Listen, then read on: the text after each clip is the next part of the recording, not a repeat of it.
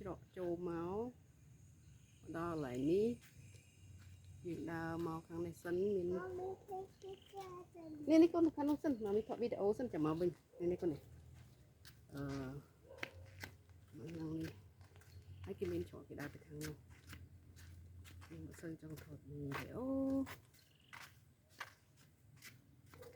ទូរស័ព្ទខ្ញុំមិនសូវមាន memory នេះទូរស័ព្ទចាស់ដដែលអាថ្មីនោះអត់ដាក់ SIM អញ្ចឹងទៅអត់ត download Facebook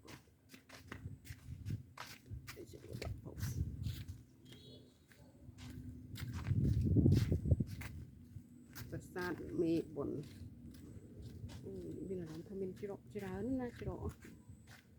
ទ្វារច្រើនច្រកទ្វារនេះខាងនេះទៀតនេះ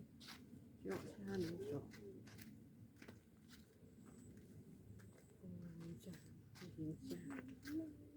យូរឆ្នាំមកប្រាសាទនេះមកទៅចាមានអារម្មណ៍ថា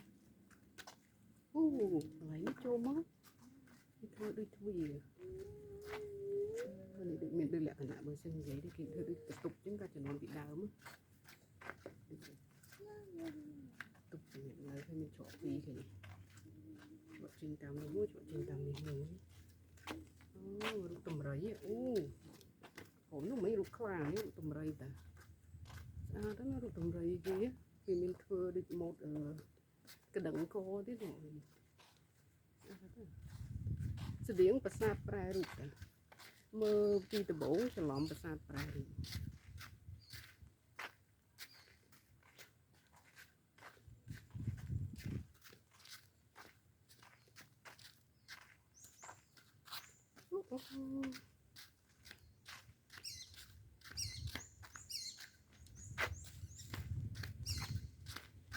ចាប់ទឹកទូតលេ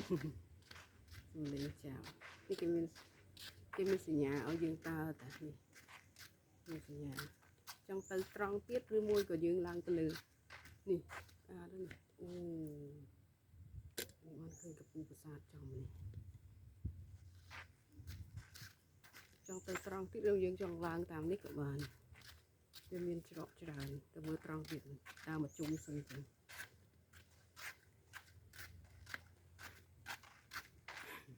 តម្រៃទៀតនេះមានទ្វារពេញច្រើនណាស់នេះ